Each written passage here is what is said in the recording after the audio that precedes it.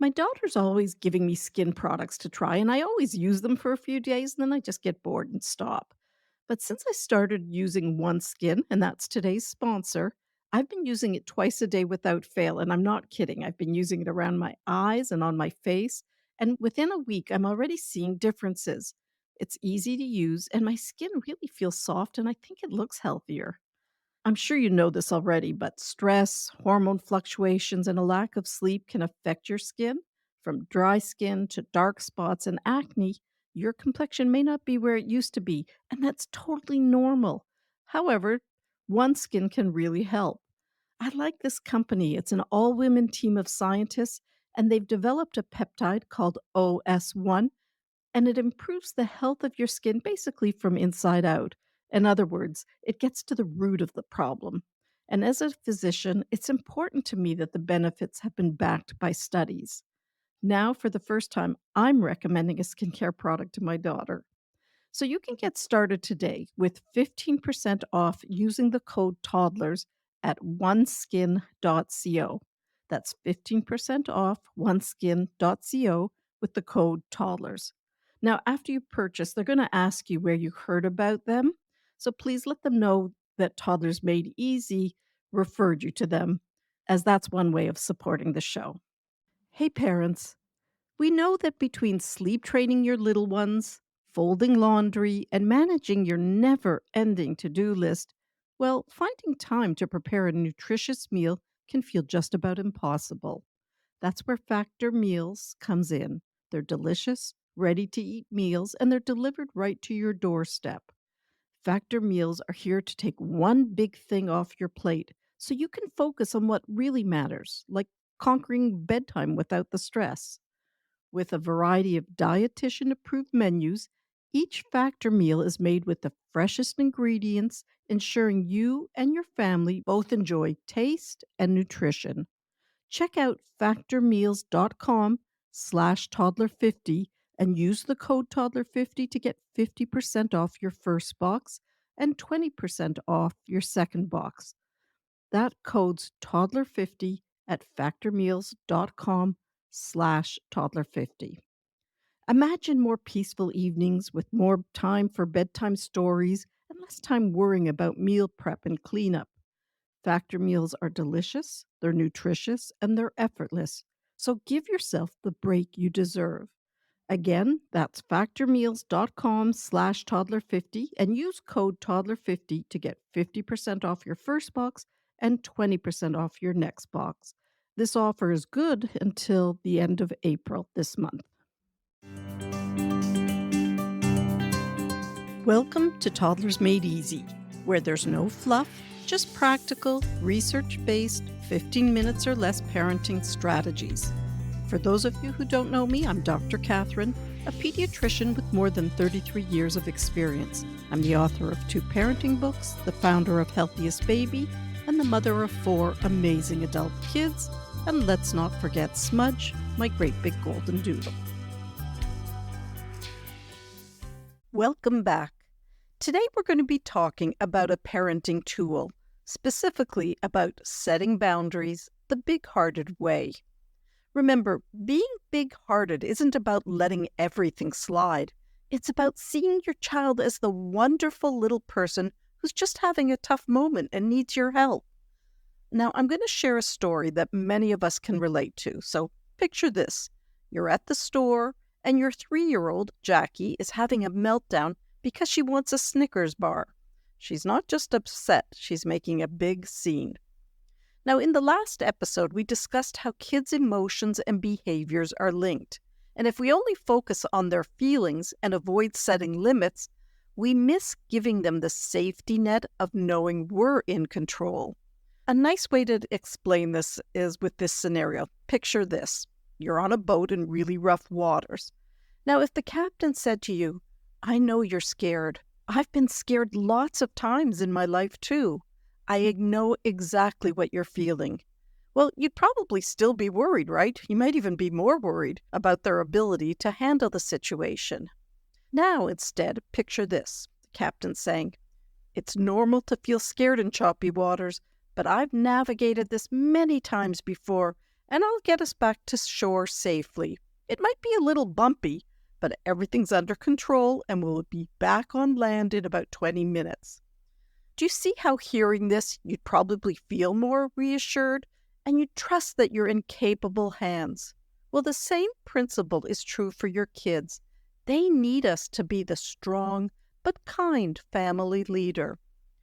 So yes, while that is true, setting boundaries can truly be tricky, especially for moms. Many parents tell me that they start off calmly at first, but then they end up exploding. And I call this the calm, explode cycle. And the truth of the matter is we need to stay calm, connect with their feelings, and then communicate our expectations clearly. We're going to talk a little bit more about this calm explode cycle in a moment. Remember, a toddler's misbehavior, it isn't designed to drive you crazy. Their brains are still learning the rules. They need to learn, and we can help guide them with kindness and firmness as their brain matures. Our job is setting boundaries. Our child's job is testing those boundaries. This testing is not a cue for you to give up, but it's a sign to hold firmly, offering guidance and autonomy where safe. When your child tests your limits, he's doing exactly what he's meant to do. Now, I like to come up with systems that make it easy to stay calm when you're feeling all agitated and frustrated. So let's consider what I call the calm, connect, and communicate method. So the first step is calm. And well, this is about how to calm ourselves. That's the best way you can help your child calm down is by sharing your calm. So in this situation, do whatever it takes to help you calm down. Perhaps it's deep breathing or saying a mantra or feeling your feet on the ground or turning on some music or counting to 10. But I would decide this beforehand and practice it so when you need it, you can use it.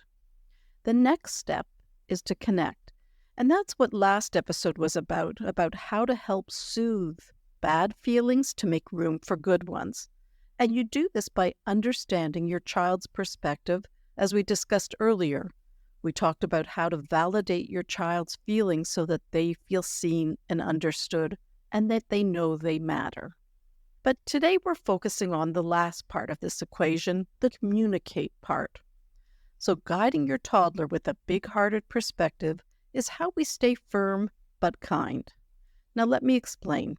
You see, when you realize your toddler is doing his best and he's not misbehaving to drive you crazy, it's just that his brain is still developing, especially in those emotional control areas.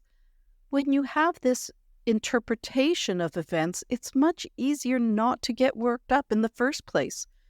And that's the goal here. It's not a matter of calming ourselves down, but in having a perspective, a generous perspective, or what I call a big-hearted perspective that allows us to see the innocence of a child's misbehavior. Plus, it helps to understand that toddlers are learning the rules through trial and error, and they don't always remember the rules. And even if they do remember the rules, they don't know it applies to every situation. So there's a lot of trial and error as children learn what exactly are the rules and what's expected of them. Let's start with an example. So Patty is a lively 4-year-old, and she throws her yellow cup and spills juice everywhere. She's now on the floor, and she's crying and crying for the blue cup, and she's just screaming, blue cup, over and over, even though she just asked for the yellow one earlier. Well, her mom, she's feeling a mixture of anger and frustration, and I'm sure it's really easy for all of us to empathize, because Patty had already had about 5 tantrums this morning, and it wasn't even 9 o'clock yet. So the mom has practiced this, and she calms herself down, and then she tells Patty, I see you're upset about the yellow cup. That's okay. But then she also adds, it's okay to feel mad, but throwing your cup is not okay.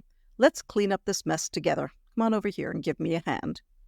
So Patty's mom is showing her a few things, that her love is constant even when Patty misbehaves, that throwing things is not a good way to express feelings, and that mom can handle her big emotions, all the feelings. And lastly, on a practical note, that it's important to clean up after a mess. And just like I say in my toddler course, having realistic expectations makes life so much less stressful and easier, especially when it comes to toddlers. Now, let's say you just told your 2-year-old to stop climbing on the counter, and you say, I know you're frustrated that I won't let you climb on the counter, but you can climb over here instead. And then you lift your toddler down and move him over to the cushion tower that you built. 2 seconds later, he's pulling over a chair and trying to climb on the counter again. Now, although it's frustrating and triggering and exhausting, staying calm teaches your child how to manage these big feelings. I don't want to pretend for a second this is easy. It is not. And you won't always stay calm. And that's okay. Don't beat yourself up. Of course, apologize. But it's unrealistic to expect to be able to do this all the time. Sometimes you just need to get going somewhere, and there's not this time to talk about feelings and give your child a chance and see things from his perspective and give choices. I really want to encourage you not to beat yourself up when you don't carry these steps out 100%. But here's a curious fact that I wanted to share with you. When we aren't providing enough secure boundaries, a toddler may keep pushing the limits as a way of saying, help, I need some limits. I don't feel safe. This always seems counterintuitive, but it makes sense when you think about it because your child is looking for a sense of safety, and that's what limits provide. So let's look at a few reasons why you might find it hard to set boundaries. The one that I can really relate to, and to be honest with you, I struggle with this, is wanting to make our kids happy. That's a big reason that parents give in, is simply they want their kids to love them and to be happy. Now, you may reason to yourself, well, why shouldn't I just give them the blue cup? We all have the right to change our mind. Or why not give apple pie for breakfast? It's good to be adventurous. Or how about, why not stay up another half hour, even though I know you're going to fight me when the extra time is up? Well, let's face it. While we want to make our kids happy, they also need those boundaries to feel safe. Another reason, and a very common one, is you're so tired and drained that it's easier just to give in. Many parents I see in my office feel that their kids are running the show and they just don't know how to flip things around. Because honestly, it does take enormous energy to be calm and patient when you're feeling flustered.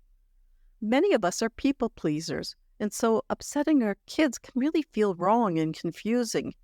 You may find yourself flip-flopping between being firm and giving in, which then results in a lot of confusion and guilt and can really complicate things. Realistically, setting a boundary is the easy part. It's holding the boundary that's really hard. Okay, so if you're thinking, okay, great, but let's get real. How do we get our kids to do or not do things? Well, let's look for a moment why, from the toddler's perspective, they fight with boundaries. And first of all, no one likes to be ordered around, and toddlers are exactly the same way, and they hear no so many times a day. The next thing is toddlers are craving independence, and they want to do things themselves. So let's circle back to Jackie and that Snicker bar. After her mom acknowledges how hard it is to want something and not get it, she clearly tells Jackie that she'll not buy her the chocolate bar today, but she's desperate for the scene to end as everyone is looking at her. So she adds a creative touch and says, imagine you could eat chocolate bars for breakfast, lunch, and dinner. Which ones would you choose? Show me. And in this situation, this works because the tantrum is already winding down, and also it taps into Jackie's playful side. Play is such a powerful way to solve problems with kids. But again, let's be realistic. There are times you are not going to feel like being playful, especially when you're super frustrated. And that's okay. Just know that it's in your toolbox. The next way to set boundaries and hold them and keep them is from giving choices. And again, you hear this all the time, and you know that it's an effective way of helping kids feel some sense of power. But remember, if your child's really tired, sometimes decision-making can be a struggle and it won't help. And lastly, let your kids share in the solutions. Say something like, hey, we've got a problem. You want a chocolate bar, but Mommy doesn't want to buy it right now because there's lots of yummy treats at home. How should we solve this problem? When kids are asked to participate in problem solving, they own the solution and are much more likely to accept it. Now, I haven't even touched on the importance of self-care. You need some reserve to manage these tough moments with composure. So please don't put your needs on the back burner, as it's the most powerful way to manage things calmly. Well, that's just one of the reasons why it's important. Just think about how much easier it is to deal with challenges when you're feeling happy and rested. So self-care is probably the most powerful way for you to be able to hold your boundaries kindly. Now, if you have children between 1 and 6 years and you'd like more support about how to handle all these tricky moments, if my big-hearted but firm approach resonates with you, then I've put together 2 courses to help you manage challenging moments with composure and in a way that you can feel proud of yourself. If you're interested, there's more details about the courses in the show notes. Have a wonderful week, and we'll talk soon.